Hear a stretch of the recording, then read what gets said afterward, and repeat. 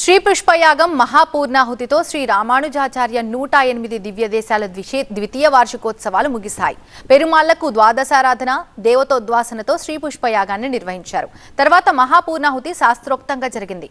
ప్రాయచిత్తంగా చేసే ఈ కార్యక్రమం మంత్రముగ్ధంగా సాగింది. పూర్ణాహుతి పవిత్ర ద్రవ్యాలను యాగశాలలో మంత్రపూరితంగా సమర్పించారు. దేవత బలిహరణ, వేద విన్నపాలు పూర్తి కాగానే నవాహ్నిక యజ్ఞ కార్యక్రమం సుసంపన్నమైంది.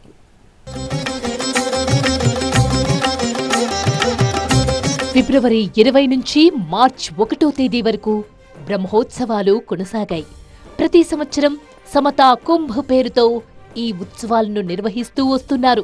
ఆధ్యాత్మిక పండుగ 10 రోజుల పాటు సాగింది. అంకురార్పణతో ఆరంభమైన బ్రహ్మోత్సవాలు శ్రీ పుష్పయాగం మహాపూర్ణాహుతితో పూర్తయ్యాయి. బ్రహ్మోత్సవాల్లో చివరి రోజు శ్రీ పుష్పయాగం జరిగింది. ఉత్సవాదులలో సంభవించిన దోషశాంతికై పుష్పాలతో మండలాన్ని తయారు చేసి పెరుమాళ్లకు ద్వాదశ ఆరాధనతో పుష్పయాగాన్ని వైభవంగా నిర్వహించారు. రంగురంగుల పుష్పాలతో చక్రమండల రచన చేసి శ్రీ పుష్పయాగం ఘనంగా నిర్వహించారు. శ్రీ చినజీయర్ స్వామి ఆధ్వర్యంలో ద్వాదశ ఆరాధన కార్యక్రమం జరిగింది. పుష్పాలతో వరుసగా 12 ఆరాధనలు చేశారు. ఇలా సుప్రభాతం నుంచి శయనోత్సవం వరకు 12 సార్లు ఆరాధనలు జరిపించారు. అర్చకమూర్తులు శ్రీ పుష్పయాగాన్ని శాస్త్రోక్తంగా నిర్వహించారు.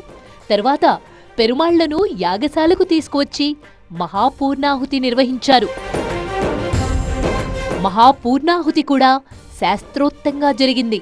పూర్ణాహుతి పవిత్ర ద్రవ్యాలను యాగశాలకు ప్రదక్షిణగా తీసుకువచ్చి ఆయా కుండలాలలో మంత్రపూరితంగా సమర్పించారు.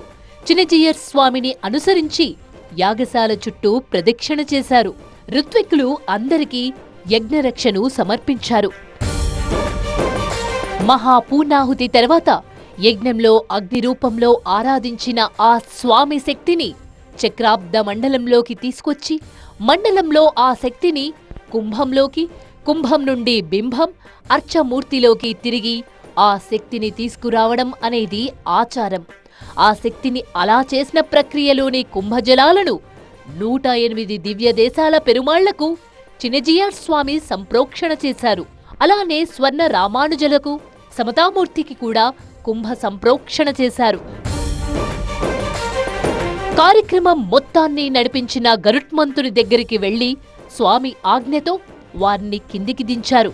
గరుడ పఠాన్ని శ్రీ చినజీయర్ స్వామి అవరోహణం చేశారు.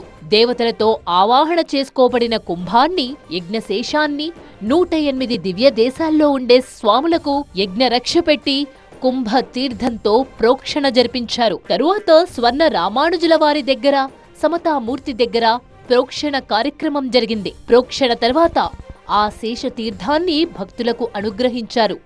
ఈ ద్వాదశ ఆరాధన కార్యక్రమంలో 12 ప్రసాదాలు నివేదించారు. అనంతరం ప్రసాదాన్ని భక్తులకు అనుగ్రహించారు. మహాపూర్ణాహుతి తర్వాత తీర్థప్రసాద వినియోగంతో కార్యక్రమం సుసంపన్నమైనది.